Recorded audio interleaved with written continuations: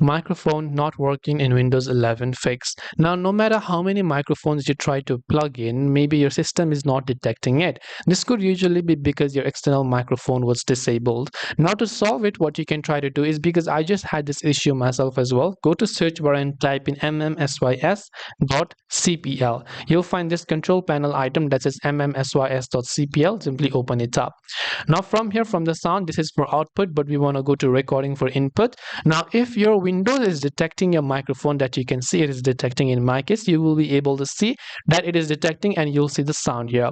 Now, if you have a plugged in an external microphone, but still it's showing microphone array, which is the Windows default microphone, you might want to right click and disable that one and just try to enable other one, because sometimes the default ones could actually be enabled and the external ones could be disabled. So if your external microphone is disabled, just right click and click on enable. If you want to test some sounds, you can go to properties, go to listen and listen to this device, and then just click on apply and try to speak to listen to it, and that should help you configure your microphone as well. So hope this video helped you. If you have any questions, feel free to leave them down. Thank you for watching and see you in the next video.